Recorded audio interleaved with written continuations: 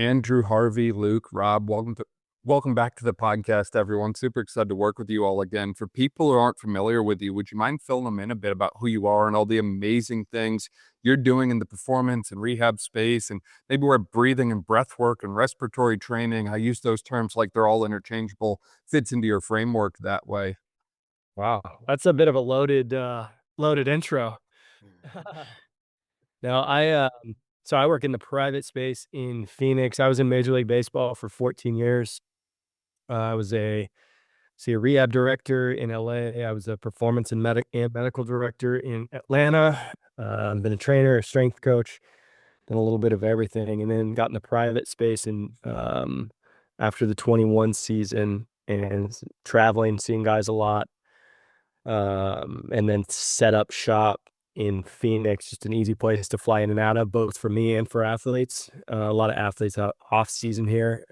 Plus we have some family nearby, but yeah. And so now I work with a lot of athletes, both one-on-one from a rehab perspective, but also like we do group training. Some people I'm just doing like breath training and like integrating that into their training. It's pretty good mix, and then some, like, team consultations and whatnot. Uh, yeah, man. I mean, for me, and I know we'll talk about the breath piece a lot, and I don't wanna take too much time on all this, but, I mean, the breath is kind of that's, like, our biggest systemic, input, I feel like, that we can make on a person, on an athlete or a person, and I think we can make it if I get one weapon, like, I'm gonna go that route with an athlete because I think we can get the biggest bang for our buck. It's just gonna be subtle changes. I mean, I just saw a tennis player that, he's been super disciplined on, like, with his breathe way better, so, Luke, this is a shout out for you. Uh, and he said, he's like, "Man, this is the first time in a year I've played 5 matches in a row and, like, been pain-free." Mm. Um, I mean, he's done some other things, but, like, if you really wanna make that stick, breath is the way. Yeah, man, beautiful breakdown right there, Andrew, as well, and I'm sure we'll have a lot of obviously, we're all gonna have synergies and similarities, but, yeah, my story is I was kind of independent, working independently with pro athletes, probably starting around 2017, 2018 is kinda when I made that switch from, like, the college, high school realm to kind of like a solely working with purely independent athletes, professionally in the Olympics, mostly in baseball. I played with the Milwaukee Brewers in the minor leagues for a few years. Then I was in their scouting department for probably 5 or 6 years, which if that brings back any memories. Rob, remember those days? We were always talking that life. But and then I took a gig. I was a breathing specialist with the San Francisco Giants in 2021, and was working. They were a client at the time. And then I took had a full time job as their human performance coach, 22, 23, and the private for what is this 2025, and kind of the same thing as Andrew's saying, similar space. I work mostly in football, baseball, basketball, hockey. Is kind of was always my early one, which is why I'm in Minnesota in the summer, which is kind of the flip flop of Arizona baseball, right? It's like you have all the hockey guys here in Minneapolis, and then I do winters in Arizona because then I work with baseball guys. So you kind of have that pocket in that Scottsdale area. But yeah, that's a shorter view of me, and I guess I definitely would take the title of breathing specialist or breathing coach because I believe that is also the main weapon and the foundation of whatever I'm going to use. And I'll use a ton of modalities, but it's always starts and finishes with the breathing. And I'm sure we'll dive into the depths of those practices throughout. Nice. Yeah, my name's Luke. Wow, it's awesome to be amongst you guys. It really feels like I'm in the choir, so to speak, in terms of those who are speaking the good word on respiratory training. My background's in high performance endurance sport. I'm a professional coach for triathlon and cycling and running, and that's really where I cut my teeth over the last couple of decades. Is doing a lot of exercise physiology nerdery and general testing amongst sort of that Olympic pathway endurance sport. And in doing, countless tests over the years, it just became very apparent to my team that the respiratory system was just a hugely underutilized and undertrained and underconditioned system in most of the athletes that we touched, and there was nothing really on the market that was able to isolate and fix that system the way we wanted it to. So we came up with a better tool for the job called the isocapnic Breathe Way Better device, which is the only device on the market that recaptures your CO2 and keeps you stable from hyperventilation, so we could actually train the respiratory system for as long as you want. So, for example, we can train an athlete at 150 liters or 200 liters or whatever, 250 liters per minute, and keep their blood gases stable throughout that entire process. And we can do that for 10, 20, 30 minutes straight, and same outcome. So we can really effectively train those muscles perfectly well. And it's been a total like mind-blowing and joy working with different practitioners like Andrew and Rob and Dan, and I'm just meeting Harvey for the first time. But from Major League Baseball to, I just like this morning was testing NHL players downtown here in Kelowna, and it's staggering how poorly these professional athletes breathe and how much money's being left on the table in terms of their own development. And we're starting to scratch the surface on being able to develop these athletes to anywhere near their potential. So it's fun to be part of it. I'm Rob Wilson. I've been a performance coach, strength coach, manual therapist, some version of those three things for about 25 years. Primarily now I work with special operations communities and tactical communities, including but not limited to applications of breath work, both under real-time stress conditions and then also for the purposes of autonomic regulation.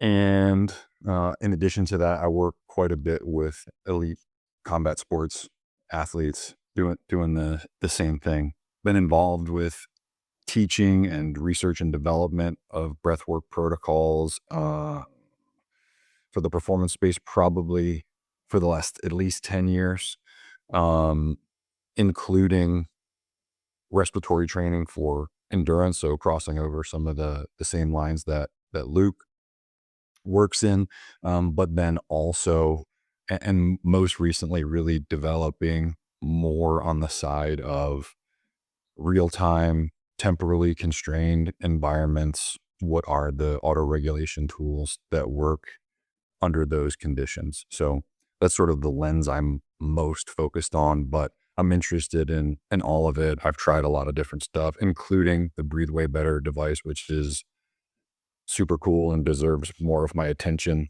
still, but is a really cool device that yields some interesting results. It gets you some funny looks if you do it in a gym full of Navy SEALs. Everybody's wondering like why you have a ball sack hanging out of your face until you smoke check everybody in conditioning. And then everyone wants to know, what is that thing you're using? So that's the trade-off. At first, people who don't know about it think it looks silly. Then you smoke everybody in conditioning and everyone wants to know where to get one. So that's always the trick with breathing. People are like, why are you breathing like that? And then you smoke them and they want to know what's up.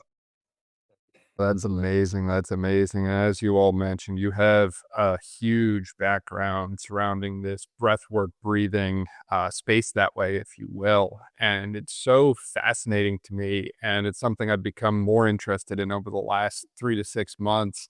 Initially, I think like every new grad, I came out of school thinking I knew everything, ran the world, and I could just solve any issue. And then I started to realize there's a lot of shit I don't know, for lack of a better way to put it. And there's a lot more to this performance puzzle than I initially thought. And it was amazing to me how many athletes were limited by their ability to breathe and exchange gas, and how many don't really know anything about breathing. They haven't ever really been taught how to breathe. And it's something that literally every single person does. And I mean, I could be wrong about this, but I think breathing more for a long time is kind of a good thing for longevity and all these other things that everyone is talking about now in today's day and age. So naturally, we need to kind of correct our course and include some type of breathing, some type of respiratory training in our frameworks from a performance and rehab standpoint. But the question becomes, where do we go? What do we do? And I feel like everyone I talk to has a different answer. Some say box breathing is the only thing that you ever need to do.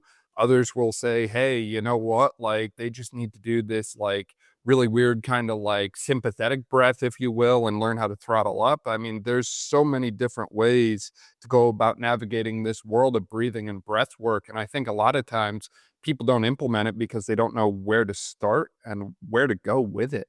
I'd love to hear more about your frameworks in relation to how you approach breathing and how you implement it with the athletes and the personnel that you're working with that way. Because like I said, I feel like it can go all over the place. And at the end of the day, just from an Occam's razor standpoint, keeping things simple sometimes seems to be the best option for us. I think just from my perspective, like I work with a lot of team sport athletes. So, NHL, NFL, MLB. Yes, tennis isn't a team sport. I mean, it's kind of all over the map, NBA. One thing for me is always like, okay, what are they realistically going to do? But if they're going to train with us, like that's just kind of like, hey, this is part of it because we're always going to test like CO2 levels. I do that with a capnometer. I check nasally. And then we're always going to do a spirometry test as well. And then once we get into like our like performance testing, we're doing a VO2 mask on it. But we use Moxie monitors for everything. The big thing is education for them to see, like when they see the power of like what their breath can do in real time to their legs, just as an example, they usually buy in pretty hard. And that's even like, that's without starting to use a device. So, I think for us, we do our testing process and then the normal individual, we're going to start with, everything's based off coordination for us. So they want to coordinate their inhale, their exhale. We're going to do a lot of endurance breathing, really just to set the structure. And a lot of guys I have coming in are coming off, they're banged up, they're coming off of something. So we'll use a lot of strength breathing in those. So just like tidal volume work. So larger breaths with the bag. And for me, it's all about feeling. So if a guy could feel something, usually they buy in harder. And that's one of the best things about strength breathing or tidal volume breathing and why I start there, because they're going to feel that. And I'll get them in specific positions early on, just from a postural perspective. Like, hey, like everybody complains about a psoas or a hip flexor. Like, okay, we're going to put you in a position and then we're going to pump your diaphragm essentially on your psoas and open that up. Or, we're going to get way more lower back expansion. Or we're going to get like a chest wall to open up in one direction, more in whatever way. And I think it's interesting. The endurance breathing is an interesting one because I feel like I need to come up with a sexier name for it. Because one of the things with athletes, especially coming off of injuries, they lose some of that elasticity and that rhythm that they have. When you can get them in a challenging position, but one that they can own, and you can endurance breathe in that, you see elasticity return. And it's a really cool moment of like, oh wow, this is the feeling they've been looking for. And it's not like everybody wants to muscle it up and figure that out, but that's part of the problem, I think, in a lot of rehab processes. So just like anything else, I think, and to kind of bring this full circle to what you said, Dan, like it's usually like the simple things, which in this case is endurance breathing. It brings it back full circle. Like it seems simple on the surface, but there's so many layers and so much depth to that. And I think that's what elite people in every industry ultimately do. We're all, or they're all ducks, there's a lot going on under the surface, but it's just kind of smooth sailing. Yeah. So that's my 2 cents. Yeah. Awesome. Yeah. I mean, we're I love like listening to the way Andrew talks about this, because he comes at it from such a physio perspective and rehab, return to play sort of perspective. And we look at a lot of just like, taking an athlete from, being limited at 150 liters per minute and trying to drive them over 200 liters per minute. So it becomes very much a performance-based metric, for a lot of like my clientele. But we do start, at the base of the pyramid. The base of the pyramid is just helping athletes understand that this is not an autonomic process of breathing, right? A lot of people think that they run harder, they skate faster, they push harder, and their breathing just sort of comes along for the ride and responds in kind. When we have full control, for me to blabber like this, I have full control over my breathing. And so it's the same thing. So first thing is always allowing the athlete to understand that they have full control. They have control over how deeply they're breathing and how fast they're breathing. And together with those two metrics, we get ventilation. After that, we then start doing specific, profiling within the, we use spirometry to understand whether the athlete is functionally based, or functionally limited, rather, structurally limited. Maybe they're a little bit more balanced. They have a limitation in both structures and functions. And then we also take a look at the endurance of the system as well. So this morning, the two hockey players I had side by side, one of them was functionally limited. The other one was structurally limited and had no endurance. And so we saw their respiratory mechanics fall apart as the test went on, and their tidal volumes, how big they were breathing, was inverse to how hard they were pushing. It got harder and harder and harder as they were going up the step test ramp. And the one guy's breathing got smaller the entire time. And he's compensating with 70 breaths per minute, more than a breath a second at the end to just hang on. I think a little bit of that was pure pressure. But nonetheless, you can easily see the loss of mechanics there. So profiling the athlete is the second step, is sort of understanding, are they structurally limited? Are they functionally limited? Are they a little bit more balanced? Do they need some endurance work? The next thing beyond that is training that specifically with the device of choice. Of course, my choice is the isocapnic device. It's the way that we can challenge the diaphragm directly and for a duration that's relevant. To do 10 breaths passively or through a constriction device still leads to a hyperventilation response, and we need to be able to control that to effectively train one of the biggest endurance muscles in the body, which is the diaphragm. So we then give them, protocols to train that tested limitation. And then the next step beyond that is coming up with strategies to execute in the field of play and practicing those, in practice, to understand how they can breathe off CO2 and control it a little bit better before they go into the next sprint, into the next hill climb, into the next big effort.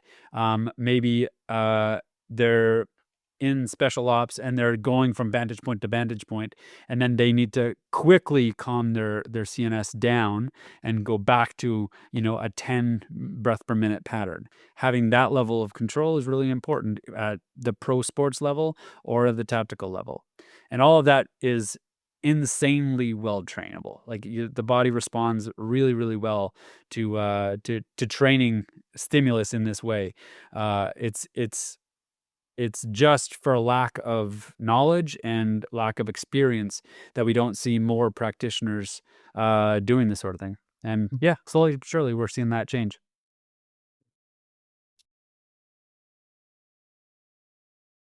Man, this is gonna be hard because you get so dialed in listening to you guys talk. Yeah.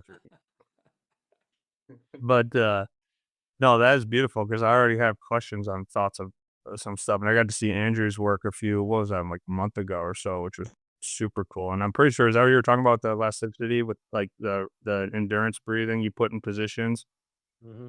That was super cool. Yeah. I think from my aspect, which is going to be really fascinating for me and this experience with all of you, is I kind of come at it from like a subjective experience down and then meet objectivity it's funny as I keep bringing up Rob because he's like my old sensei. You know, he was one of the first guys that really taught me a lot about physiology and a ton about the anatomy and the way the body moved. And I remember, I don't know if you'll remember this, but years ago I was at a presentation of his, and we had an assignment to write the 3 objective measures that we had. I don't know if you remember this, Rob, but we had to go write 3 things that we used objectively to measure our clients and athletes at the time. And I was with a guy named Dave Fisher, who now coaches hockey over in Austria. And we didn't use any objective measures. We didn't even know what the task of the test was. So we wrote like love was one of them. And I do remember that now. So it was, that'll go down in the history of my coaching memory of just a really embarrassing moment. But we worked through it. And now, years later, I still kind of maintain subjectivity first, but I do come at, since we do work with high performing athletes and professional athletes, like they like objectivity and they like seeing results, and you need to have things where you can kind of meet them in an educational sense first. And so from my standpoint, historically, of like getting to the mind, and that was when I had reached out to Rob years ago, what had really hit me as a former athlete was the access to the way in which we thought that came through physiology. So it kind of looked at breathing as like the foundation of how we can think differently and how we can acquire more space to just rationally perform under pressure. That's like what I do with performers, who kind of study the response versus reaction mechanisms emotionally and psychologically in high pressure situations. Where breathing made tremendous sense to me was that it was different than this like subjective self-talk psychology type deal. I kind of saw I guess my lens was shattered when I realized that physiology was trainable, like what you guys are talking about. And then all of a sudden, you could see some objectiveness. And I think like my tier system that I've really used, even though I selfishly want to get to subjectivity regardless, I start kind of sounds like what you're saying, Luke, like I start from the mechanics and just teaching the mechanics of breathing and people creating an education around that. But then also just you can learn a lot about how someone thinks by the way that their body moves when they breathe. And so, you start in a mechanical layer, which I think is not just isolated to breath, but familiar in this space. And then I think you get the access to the individual physiology, or you can kind of go up and down, or you can kind of move things around once you kind of have an understanding of that bottom foundational level. And then that's why I bring up that funny story from years ago. Like that's when you kind of earn your thinking, which is sort of what my, overarching philosophy has grown into over years with performers and people that I work with. It's like when people come to me, they want freedom of thought. They want less anxiety. They want to be able to downshift and change their character after performance and be a dad or whatever, a buddy or what have you.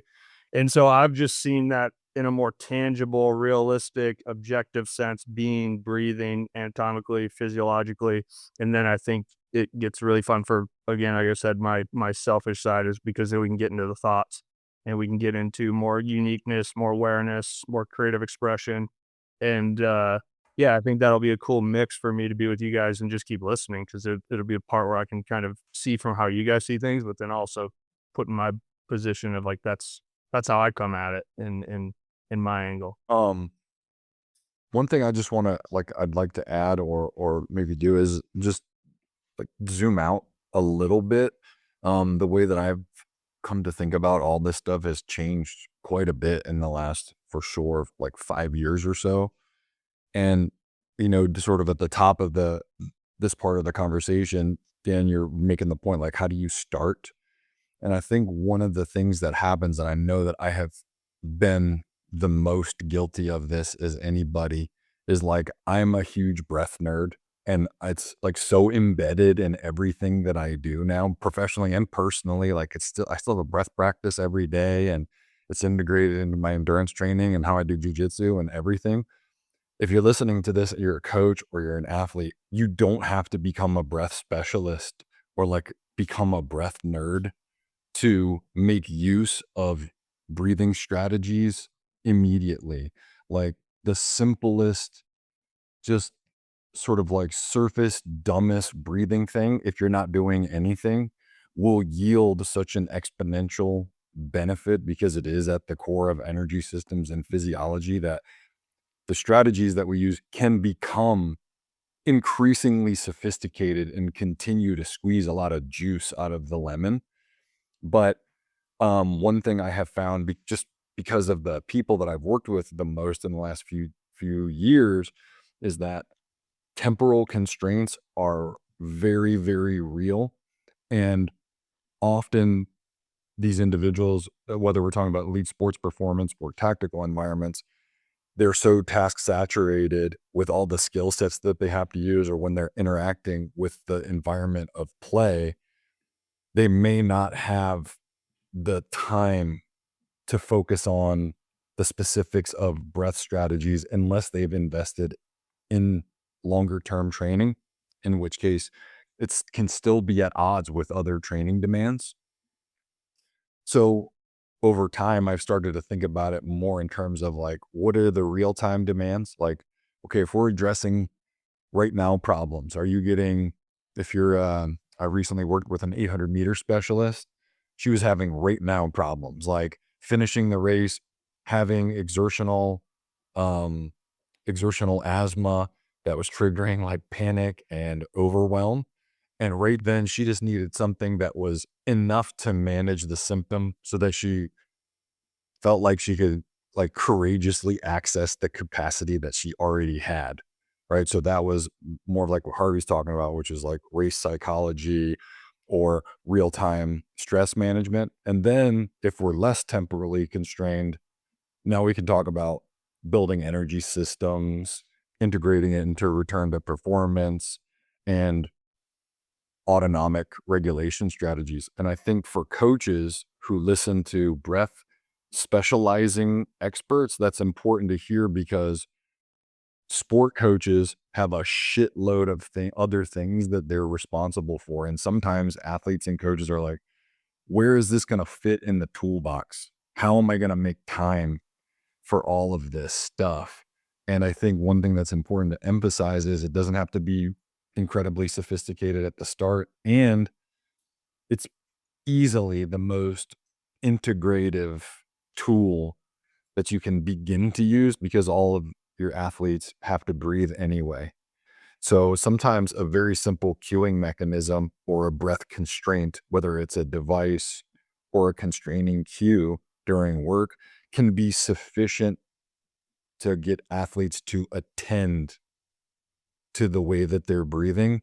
And then as buy-in develops and you have longer term exposure, then more sophisticated aspects can get into play. But my experience has been sometimes getting like right into it can lead to overwhelm for athletes. Like Dan was saying, they're not really sure where it fits in. And so sometimes then it just doesn't. Couple things just off what Rob said. I think bringing attention to their breath is an enormous piece.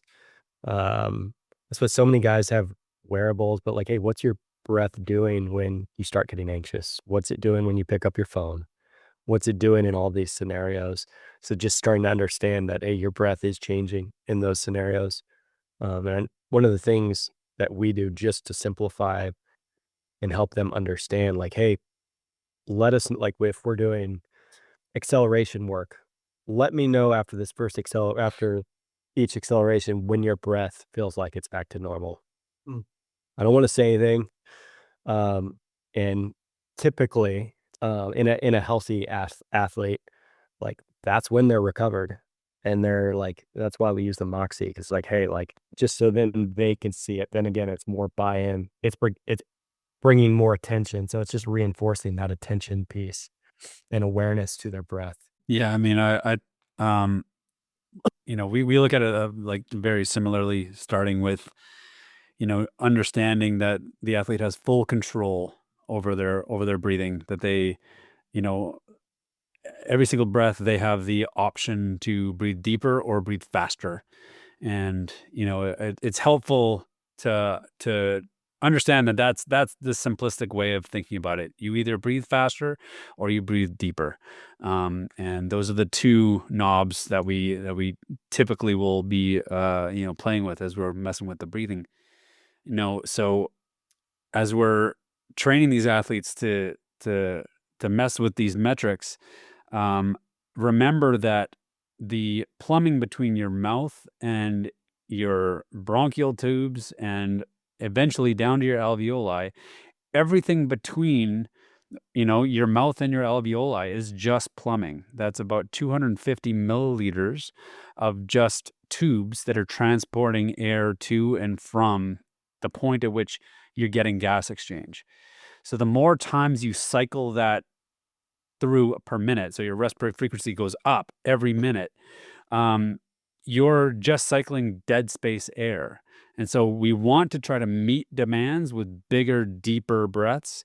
So we're getting better permeability of fresher air to the bottom lobes of your lungs. And you're getting all of that used CO2 out of the system with a full deep breath. And that's why, the respiratory system can take up a giant, portion of our total, energy output, because we can waste a ton of energy. Like that athlete this morning, it's 70 breaths per minute. That is a ton of extra work to move very little air. Yeah. We had a UFC athlete, a heavyweight fighter who shall remain nameless, a handful of years ago, who at a heart rate of around 155 beats per minute was taking about 80 breaths per minute, which of course is like a dog that's dying in Death Valley, right? That's just like a panting, dying dog, 80 breaths per minute. And that's at a really quite low heart rate for that kind of breath rate. And just 5 weeks of restricted, we didn't have access to a Breathe Way Better device back then, but just constraining breathing to a nasal breath at a given rate during all cardiovascular exercise during that time period on the retest at the same heart rate, same work rate, that athlete was sub 20 breaths per minute. That's obviously a significant change in efficiency in work, right? And one thing I think that you're speaking to here, Luke, that's really important that athletes don't often consider is that every breath we take is a bunch of skeletal muscle contractions, and specifically the diaphragm, which is huge and requires energy to contract. And the more fatigued you get, the more energy it requires. And that starts to take away from energy distribution elsewhere. And so breathing efficiently isn't just like a thing that sounds good at yoga class. It has literal energetic efficiency outcomes. Even if you're not producing more work, the same amount of work is costing, in this case, like 70% less energy, which is like a really big deal, especially if you're trying not to get punched in the face, right? And so I think there's a lot of room on the table, as everybody in here is mentioning, for athletes just to simply take some conscious control over that breath mechanism during work. And they just don't even, like, I would start to sound like a zealot, right? But the layers of efficiency that come from doing that are really hard to explain unless you see numbers or you've experienced it firsthand. And again, the sort of sales pitch that I give a lot of times is, do your athletes have to breathe anyway, right? Like no matter what they're doing. So you're not like, well, my athletes don't breathe when they're doing that unless they're free divers. So why not breathe in a specific way? Yeah. And get, a higher rate of efficiency out of what you're doing. Yeah, absolutely. I mean, I'll be the first one to say that you don't need a tool to effectively train the system. We invented the tool to just make training a little bit more focused, and we can add more regulated stress load to the week of training. And so I'm not, if I identify an athlete has a respiratory limitation, historically I would have them do breath work on a hill repeat set to try to like isolate that system and get the training that we want. But now we're adding all this peripheral load to their legs to get a respiratory response. And so we're just taking out the middleman, and training directly the respiratory response. That way we have more training time later for the strength or skills training or whatever that's required for that athlete to be, at the level that they need to be. But in terms of simple ways for you to drill your breathing, that anybody can do, as long as you can count to 5, you can do this type of training. So when you're out there on your next ruck or your next hike or next bike ride or next run, just pay attention to how many footsteps, how many pedal rotations does it take you to breathe in, and how many pedal rotations, how many footsteps does it take you to breathe out. And so my favorite go-to is 4 and 4s, 4:4s. 4 steps to breathe in, 4 steps to breathe out. At 90 SPM, so 180 steps per minute, that's about 24 breaths per minute, which is like a good controlled responded breathing. And if you can control 24 breaths per minute, chances are you're below your second threshold or your anaerobic threshold or whatever you want to call it. But you're below that you're in the sustainable zone. And we have countless professional level marathoners that will now regulate their pace via breath over heart rate or over pace or anything like this, because breath responds within seconds of the stress load. As soon as you start running a little bit too fast, that 4 and 4s has to change to 3 and 3s. You have to breathe faster to be able to maintain the production of CO2. And so regardless of whether you or the athlete understand how much CO2 is being produced and why you need to breathe, if you just play with breathing, deeper to meet the demand, 4 and 4s, 5 and 5s, 6 and 6, and so on, then you're meeting the demand with bigger, deeper breaths. If you're always resorting back to a 2 and 2 or a 1 and 1, chances are you are under conditioning your respiratory system and quite susceptible to hypercapnia, which is high CO2 levels. I was just gonna say the step breath count. It's amazing to me how few professional distance runners haven't heard of that, and how big of a change that in and of itself can make. There's a coach. He was a world champion bronze medalist up in the Northeast, named Steve Spence. That I know he trained all his athletes to do that, but yeah, you don't hear that very often. We typically go 5 and 5. But that's more so they finish on opposite feet. But rather here nor there. Sorry, Harvey. I think your guys are much more coordinated than my guys. Be surprised. No, I was just gonna ask, do you just cue the reps, or do you guys look at it as lowering breath counts going through your nose, or that could stress the system out? Do you put a lot of attention on mouth versus your nose when you're doing that? I mean, I'll chime in on that. There's a pretty wild debate about nasal breathing versus mouth breathing. There are some definite benefits to breathing through your nose. A lot of people are saying that it's going to activate your diaphragm and activate a CNS response that's going to relax you a little bit. From my perspective, the nose is a great way to breathe as long as the ventilation required is low enough that you're breathing enough.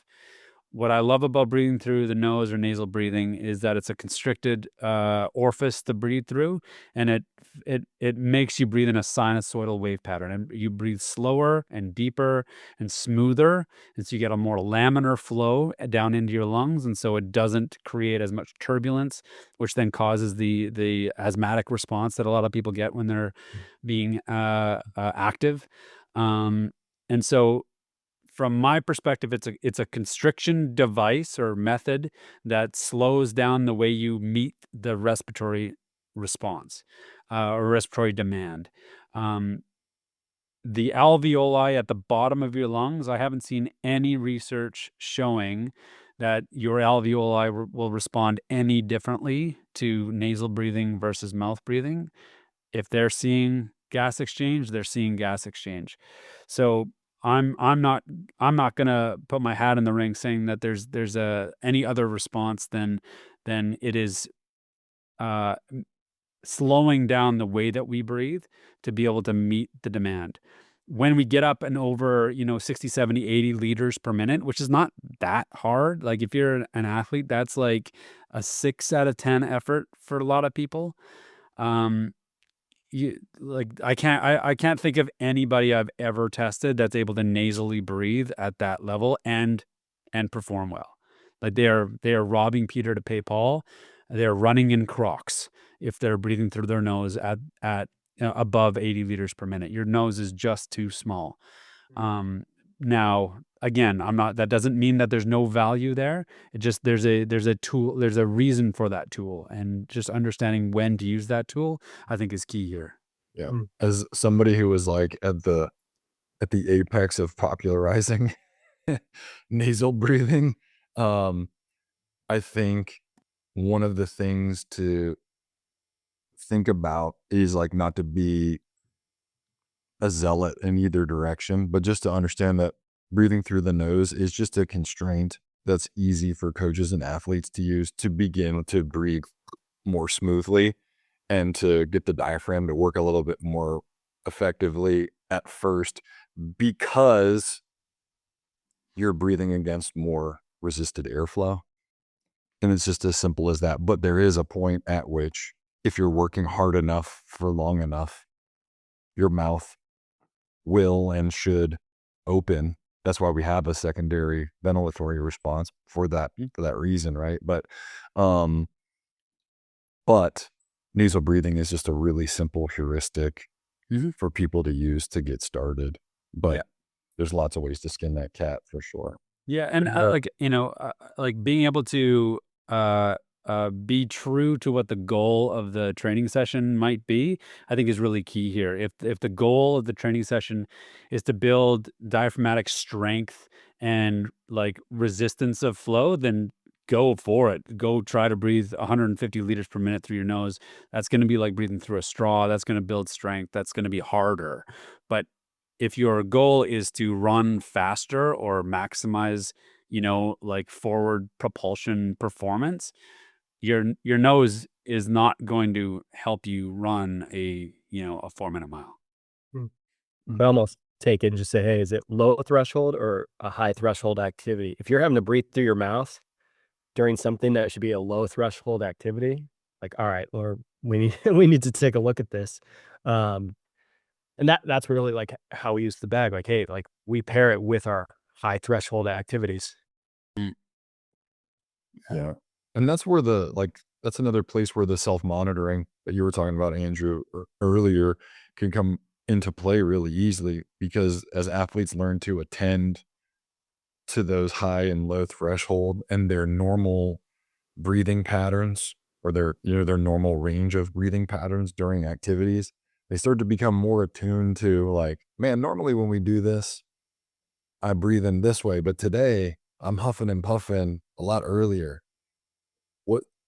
I need to ask myself another question, like, oh man, I stayed up late playing video games, or I had caffeine late, or, I came into training pissed off about this call I just had. And they start to realize how other things in life start to influence their ability to manage energy, and start making holistic connections with those things by paying attention to the way that they're breathing.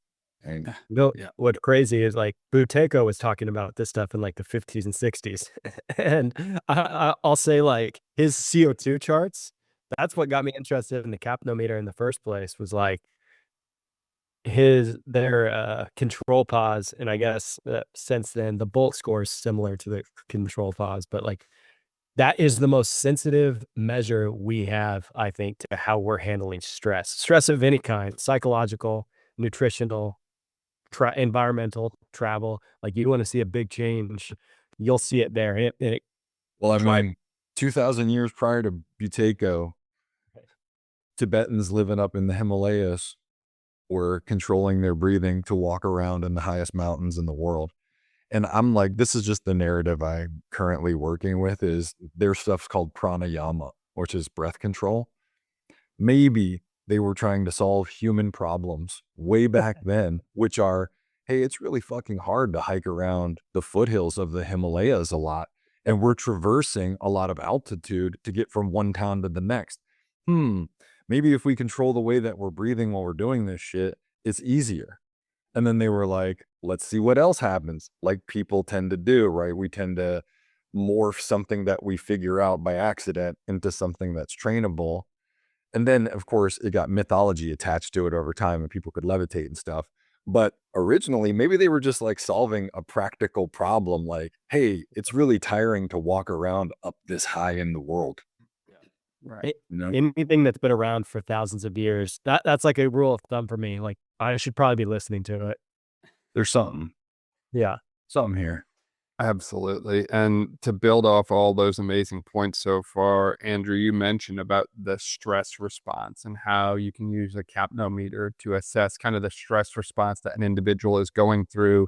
And Rob, shameless plug for your book, The Check Engine Light. Obviously, the more individuals become attuned to their kind of personal dashboard, if you will, as far as what things are having what effect on their body, the more we can work to improve their performance with the breathing and the breath work. And I've seen different individuals that have a very difficult time, as many of you have mentioned so far, throttling down, right? Harvey and I had a really lengthy discussion about it the other week about how some of these athletes, you look at sports like baseball and soccer, are under light conditions, traveling all over the place. Their circadian rhythm is shot to bits, and they're usually just looking for a way to kind of simmer down afterwards. Or maybe one of the SEALs or SEAL team guys that Rob might be working with, may or may not be working with, may or may not be working with that way.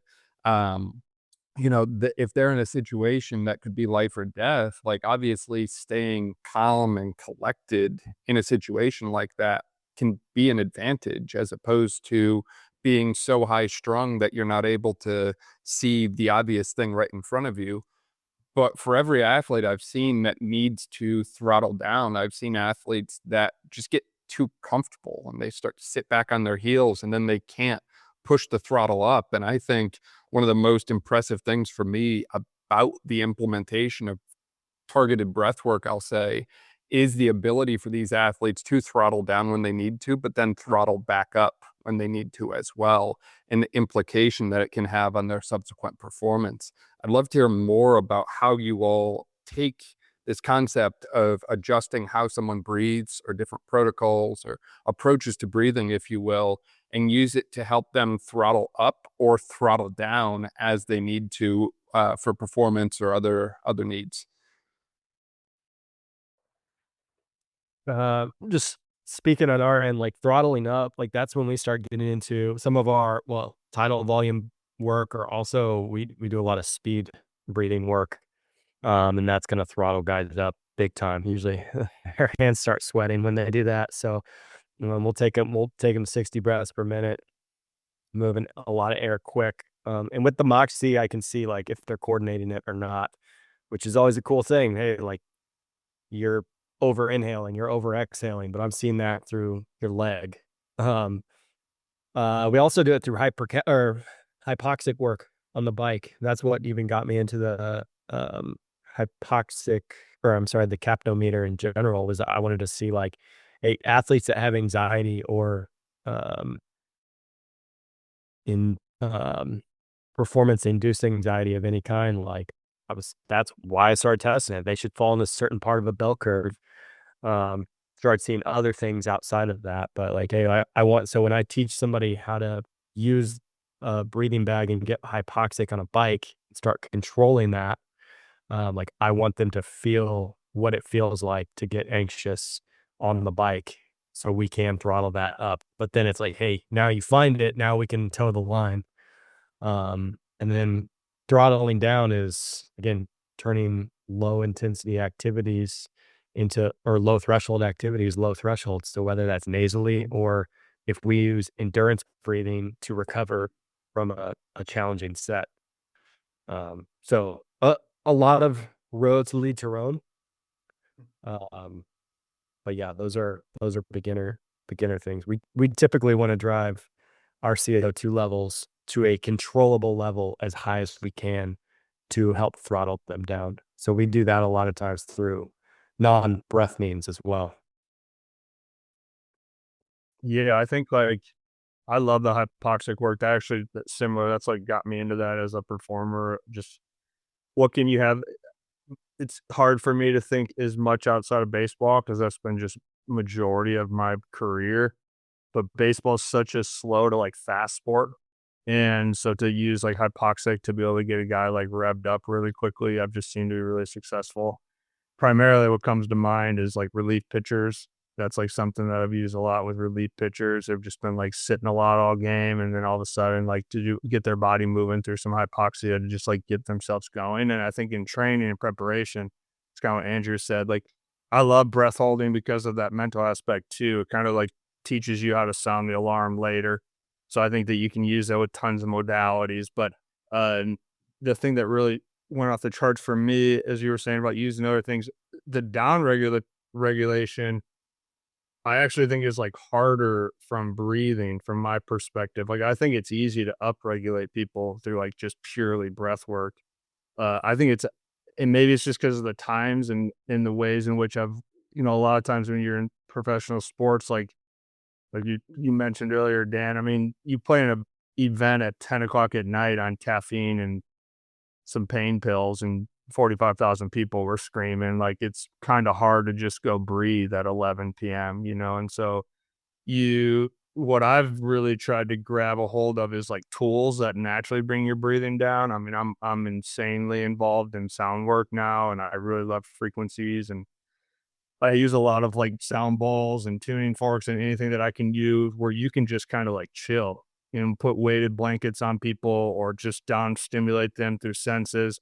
And then I like using things with the down regulation where it's actually like a heat source or something that kind of turns the brake on for you. And your breathing just naturally falls in line because of the additional thing that you're using. So, and that's just from my experience. I'd love to hear what you guys think. Like, I just haven't seen a lot of like breathing protocols as a solely breathing protocol be successful as a downshift. I've seen breathing specifically as a breathing protocol be very successful as an upshift. Mm-hmm. Yeah, I mean, a couple things I want to hit on there is just in terms of like finding flow state and down regulating for accuracy in in the clinch, so to speak. I'll plug a buddy of mine, Nigel Beach. He's a practitioner, coach, breathing expert out of New Zealand. Works with a lot of pro rugby teams down there. But a cool story he was telling me was working with one of his PGA golfers, and how he had this fella that was on the brink of giving up the ghost and just retiring because he was just having so much anxiety when he was approaching the ball, and he could just losing his accuracy and his consistency. And through some pre-isocapnic training to train respiratory response and building in those strategies into his golf game. So as he's approaching the ball, he has an entire strategy from the point he starts walking, to the next, where he hit his ball, to the point where he approaches the ball and the point where he hits it, that he has completely turned his game around, is now, on top of the game, down under for sure. But as is not given up the ghost yet. He's still competing at the pro level, which was a really fun story to hear. The other, nuance to how we regulate these athletes is, an interesting piece of data would be a researcher named Tomek Kowalski out of Warsaw. He did a very interesting study doing isocapnic respiratory training between hit intervals. So the skaters would be on the ice working really, really hard. They would stop and have a rest interval and then continue to do that. We've all, seen hit intervals be done. The difference was he was studying the effects of doing isocapnic training between each interval during the rest period. And what he found was that the rate of perceived exertion of the athletes when they're back on the ice dropped after doing the respiratory training, and their accuracy and performance loads increased as they were back in the field of play. And so it's not so much maybe a down regulatory response, but it is certainly improving their recovering or ability to recover between each interval, and at the very least increasing muscular load during the actual like hit interval. So certainly interesting how we can mess with CO2 and mess with your breathing response and change how the athlete's actually able to perform in the field of play. And that's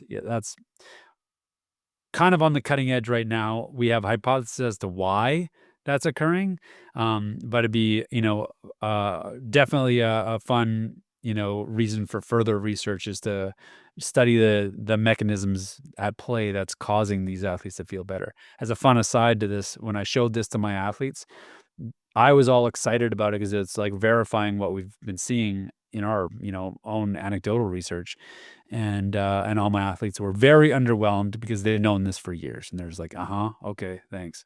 Guys, I have to run, but I was gonna say on this note, like this was happenstance, kind of how we found this, but we would do full like nasal exhalation breath holds, and we gamified it post game.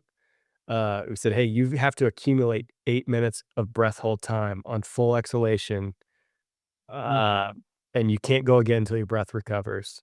Guys would start falling asleep because that's what we started using it for, is like post injury.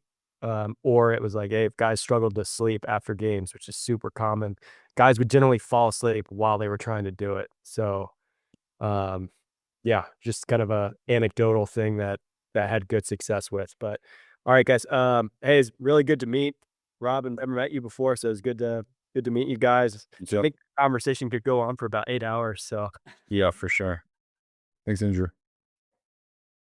So one thing I'll add to my, to this conversation regarding my own experience is, when it comes to self-regulation strategies, one thing that's unique in particular about people who are working in tactical fields or specifically special operations environments is the amount of complexity and uncertainty that's happening most of the time.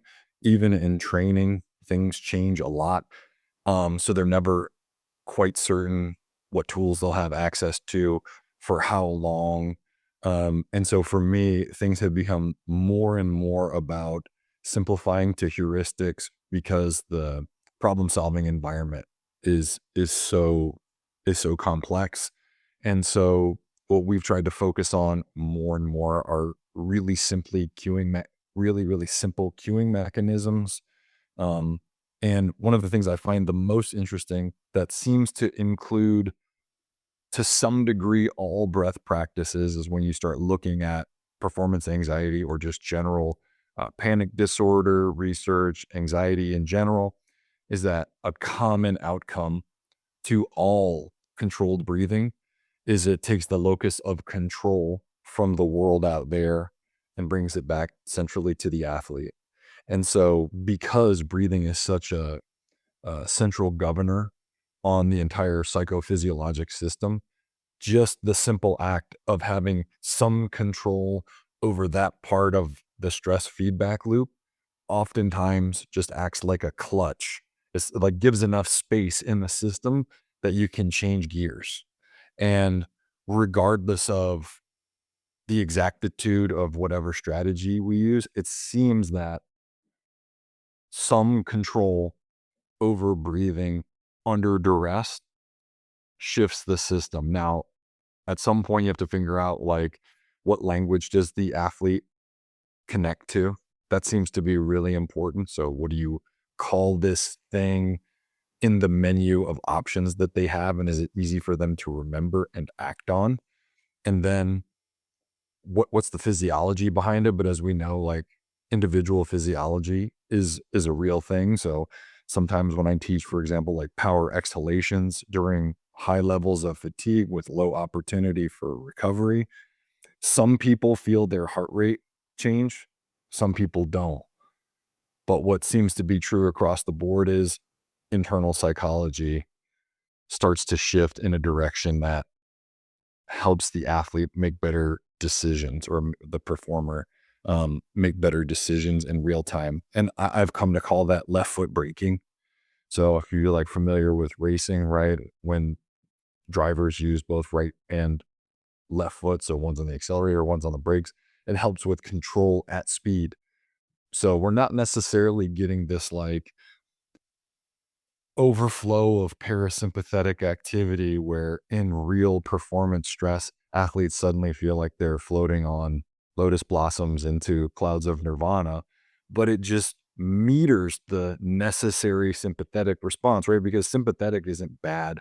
And that's one thing I've tried to, it seems like culturally we have this relationship broadly in the West right now that feeling stress is bad, and that if we're feeling stress in a performance environment, something is wrong. But high performance, especially at elite levels, PGA, NHL, MLB, that's tacit to the environment. That's what makes it an elite performance environment. Who can hack it when there's a lot of shit on the line? And so feeling stressed under those conditions is tacit to the environment. And if you don't want to have that experience, you should probably stay in school or go to a trade school and do something else, because it's really hard to be in those environments. But if we're talking about autonomic modulation in real time, then it's just, can I maintain just enough control over the necessary sympathetic drive so that all of that energy goes towards a performance outcome?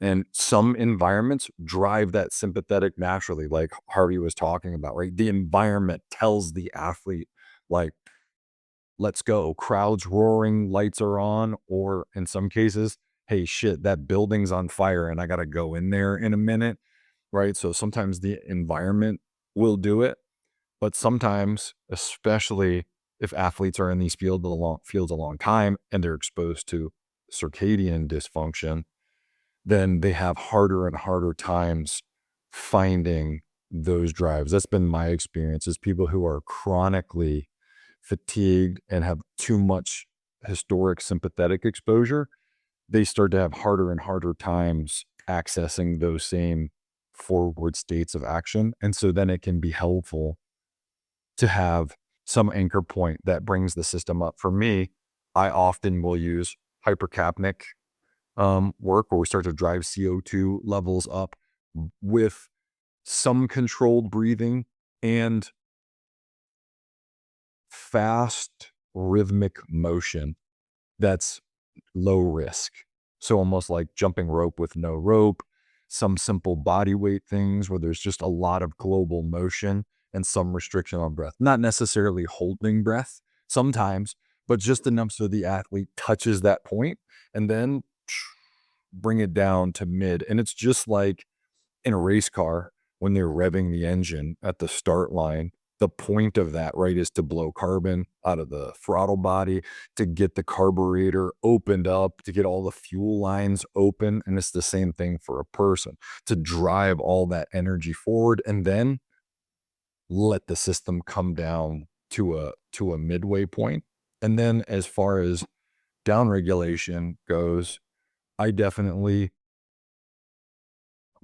I think it's necessary often to have environmental contributors to down regulation, like Harvey was talking about. Like if you have some control over your environment, and that can help you enter into down regulation states more easily, because I can only imagine coming off of a baseball field at 1 a.m, and you've been drinking, you go drinking, there's some pretty girls around, and there's a lot going on. And then you go back to the hotel room and it's 3:30 and you're like, oh, okay, I'm gonna breathe the tape and then go to sleep.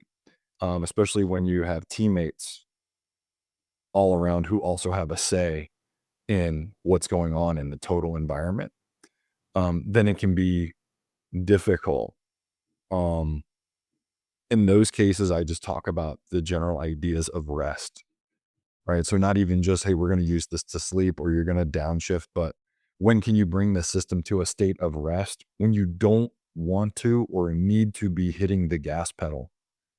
So if you don't want to or need to be hitting the gas pedal anymore, what is a reliable strategy that you can use to bring the system down? And do you know what it feels like when it's there so that you can repeat it, right? Because we know high performing people, elite athletes, no matter what data we show them, they're going to associate data to feeling, right?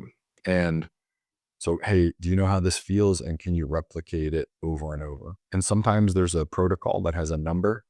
And sometimes it's just do a super simple thing so you feel the same way that you felt last time that you got what you wanted.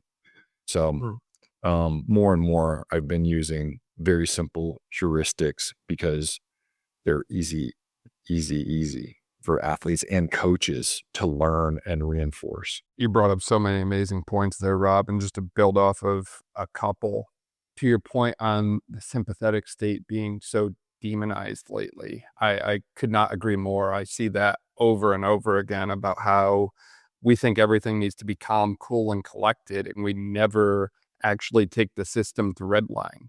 And using the car analogy again, if you never take your car to where it redlines, you don't know how fast it actually goes. So if you're trying to improve any aspect of training and performance, you need to know what that red line looks like. And on top of that, if you're trying to cause adaptation to the system, you have to be willing to impose pretty significant stressful situations on it. But when you're in those stressful states and situations, and I think this is where I've also seen some athletes start to crumble, is you have to maintain this ability to solve problems in a very robust way. On a lot of athletes, when they start to get into these states, when they start to push so hard for so long, their problem solving ability goes out the window. They lose their creativity in sport. They start just going back to these same 5 or 6 motions over and over again. When in reality, if you look at some of these different athletes, I don't care if we're talking about a pitcher or a field sport athlete or even those in the military, it's about having a wide array, a wide vocabulary of things that you can access to solve the problem in front of you, because one situation to the next, they're probably not going to be 100% identical. You might have to reach for a different tool or use an existing tool that you have in a way that you haven't used it before. And I think the more you can tap into this element of optimizing every little thing, including just your own ability to breathe in these stressful situations, the more at a level state you'll be, so that when these situations arise that require you to solve complex problems, you're able to answer and solve them in a way that leads to your victory, as opposed to you doing the same thing that you just did 20 minutes ago. And your defense or opposition, the guy you're pitching to, whoever, knows exactly what's coming. It's time to catch him a little off balance. I think that this is a very unique area that I see the breathing funneling into the performance umbrella with more of that ecological dynamics lens, if you will, that I don't often see talked about. I do think it's important that athletes have access to high states of stress. They're exposed to it for adaptive purposes or performance purposes. You should be able to put the accelerator all the way to the floor. But if you're going to, you have to make sure that the brakes work. Otherwise, you will crash. And I also want to be able to drive fast, but also steer, right?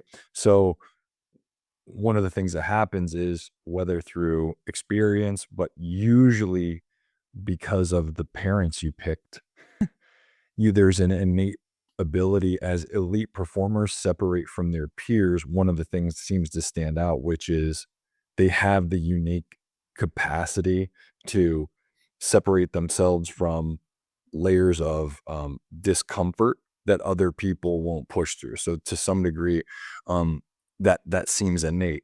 One of the things that has started to happen, though, because of this sort of like anti-stress culture, is a friend of mine who is like a friend of a friend who's an elite swim coach. We won't say at what university. They actually have what they call now Whoop Mind, where they stopped allowing athletes to wear any wearable device that tracks their heart rate variability because the pendulum swung in the other direction with youth athletes, where now if HRV is even a little lower, they're like, hey, coach, I can't practice today because my HRV went down. And so there's a misunderstanding of, what it is that we're trying to accomplish. And it's not that we're trying to eliminate stress by breathing, because first of all, it's not even possible. Stress is a tacit part of reality that every living thing has to deal with. But if we let our physiological response to it run amok, it doesn't mean a targeted outcome will occur. And so the difference is, like, when we're in sport training, we're trying to achieve a targeted outcome, a cluster of behaviors that's closer to what we want. And so if that's the case, then we have to use whatever tools we have available to keep things within ranges that get us where we want. And so we need to be able to redline, but not all the time. And we need to be able to steer, and you should only go as fast as you can keep the car on the track. So if you can't keep the car on the track, it doesn't matter if you can go 500 miles an hour, because you crashed and you still lost, even though you're the fastest car in the world for about 0.4 seconds. And then you lost the race. And so I think whether it's Harvey's approach or Andrew's, mine's, Luke's, the idea is we're using available ventilation tools to help people understand where their legitimate thresholds are by addressing quite literally the deepest stress physiology that we have, and interestingly also have conscious control over. And so, if I find it really, really interesting that, we don't have control over our heart, right? Nobody says, hold on a second, let me catch my heart. But everybody's familiar with catching their breath. And so we have this tool that can help us. You can use breathing, and, Luke certainly knows this quite well. Like, you can use breathing and make something that seems very simple insanely stressful very, very quickly, but you can do it in a much more precise way. And in so doing, help people stay in those critical thresholds of stress longer and actually get an improved training effect without burning.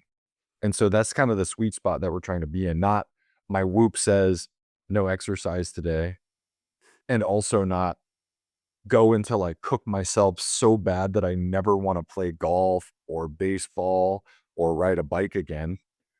But where is the acceptable range of stimulus? And that's performance, right? That's actually just performance. Yeah, I mean, it's like you think of, that's kind of what is performance? Like, in so many ways, if you try to simplify it, it's like you're using all these platforms to just kind of figure out who we are. And you learn that through the decision which you're willing to take your pursuit of performance. So Rob had mentioned this earlier. It's like, I know some people who are 15 years plus into pro sports and can't give it up because they're addicted to the high. And it's just like the off season is the most terrifying thing ever because there's no high, And so you look at it's like, even in the breathing space, when we're using sympathetic activity or stress activity, I've had multiple scenarios over the last 10 years where you take people so low and that's more stressful than the stress. And so, to dive that way too, it's like, it's never as it is. There's always like a shadow to everything. There's always a duality to anything that you're doing.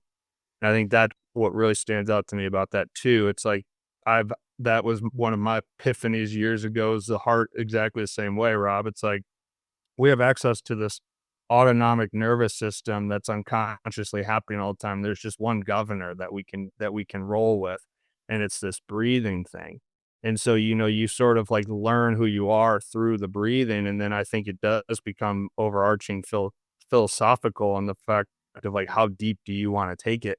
And I think that just becomes individual. And from my understanding of the people I've worked with and been around so much, it is interesting, right? Because you'll have somebody who is super angry, emotional, reactive, and they're like an all-star at the sport. And fans like them watching them react emotionally because that's the entertainment factor that they're providing. And so it's like that shade of like emotional reactivity that we would consider morally inaccurate in everyday life is like seen as the golden ticket in the actual performance, which is like, well, I think it's such a hard thing to answer. And I mean, if you think about it in an overarching theme of like society, I think it's just understanding our perspective to what we do individually and looking at how do we govern our state and perform through the classrooms that whatever we're performing it in are providing. And there really is very few things that you can get anatomically, physiologically, and psychologically that you can actually like control and have a real time experience to your perspective to this is fully capable as you are without the breathing being like the foundation. And I'm obvious. I think we're probably all biased towards breathing being the thing, but I haven't found anything in my life outside of breath that allows you to fully immerse yourself in your own experience and discover more of who you are without knowing tools, having an educational background so that you can kind of know something in real time that you can use under stress, whether that's in sports or whatnot, or you're in an argument with some significant other in day-to-day life. Obviously, those are like, I love how Rob talked about that, just having like something simple that you can just put your mind's attention onto and just change the state. And then I agree with that too. What you're saying, like, I think when you work with such high performing, high stress ex fields, I think it's equally as important to learn how to downshift that aggressively. And I personally consider that equally like a training stressful environment because it's hard to take yourself there. And I think so many times we're really good at putting our foot on the gas because it's just accessible to us and we can kind of run that out until we burn out, and then that becomes the dark side of that. But I do think that training and being able to bring yourself down is could even be perceived as a stressor in and of its own self. I think you could use language very easily to make that argument equally. Mm-hmm. Yeah, I mean, imagine, you know, people being able to talk about the utilization of their bicep, tricep as connected to upregulating and downregulating as we do the respiratory muscles. And I mean, this is like why it's such an incredibly important aspect of exercise physiology and just physiology in general is that these are just a series of muscles that control the way that we breathe, and it messes with our CO2 and oxygen levels within the blood, which messes with our pH, which messes with our blood pressure, which then has these effects on our well-being, on our anxiety, on all aspects of focus and flow state and activation. It is one of those things. It's incredibly well studied, but incredibly poorly taught. This is, when I'm talking to practitioners in the field, it usually is a reasonably small or a short conversation of just connecting the dots for them that, what they've learned in the past ties in directly with what we're doing. And at some point, like I'm one of those people that when I was at university, my prof in one class was telling me that your heart and your lungs are God-given structures and they're untrainable and that's just the way they are. And then in like the very next class talking about the malleability and the adaptability and how these structures change in response to their environment. So it's gotten a little bit better over the last few years, but I have several athletes of the last 2 years that have gone off to med school, and they're still like being, told like old ideas about how these structures are both trainable and untrainable in almost the same sentence. And it's so incredible that the way it's being taught is so confused. And yeah, It progresses one funeral at a time. exactly. Well, that's the thing though. Like your respiratory system is a huge dictator of longevity and wellness into your old age. If you aren't challenging the range of motion and contractility of your respiratory muscles, your diaphragm in particular, the next time you get sick, the next time you get pneumonia, that's going to be what takes you, is because you can't survive that anymore. Your respiratory system hasn't been conditioned to survive it. And the body will always do whatever's easiest. And if you don't ever challenge range of motion, if you don't ever challenge breathing patterns, your body's not going to just miraculously have it when it needs it. It needs to be there. And that's the productive stress that I think we're all, professing right here, is you need to induce some level of stress load to see that adaptation, take hold, and see the, people get better and change their performance lows and their outcomes. Absolutely. And as you were talking, all of you, I just thought of all the other rabbit holes that we could go down, from positions that people tend to find themselves in, whether that's dependent on their sport, or maybe they're in the military and they just flew over 20 hours across from one end of the world to the other, to postural related things and so on, and how that can impact the breathing and respiratory mechanics and so on that way. But I think we'll save that for round 2 of an amazing discussion on breathing and respiration and so on that way. Do y'all have any kind of closing thoughts, closing remarks, or anything we might have missed as we were chatting today? Go do it. Yeah, no, that was cool, man. Yeah, don't just listen to this podcast and go, oh, neat, and then click to the next one. Whatever the method is, whatever thing that struck you today, go start trying it and commit to it as a real training practice. And I think this is one of the things that's the short attention span of the time, is people listen to a podcast and then take no ownership over the learning, and like, oh, that sounds novel, but give breathing training a real go, like any other training you would do, regardless of the inroad that you take. It's not any different than, hey, I'm going to get stronger, and so I'm going to commit to every rep of every deadlift that I do for the next year. If you're going to commit to respiratory training, like really commit to it, then it doesn't mean the program you do has to be fancy, but take whatever investment you're going to give it just as seriously in attention as any other training tool that you use.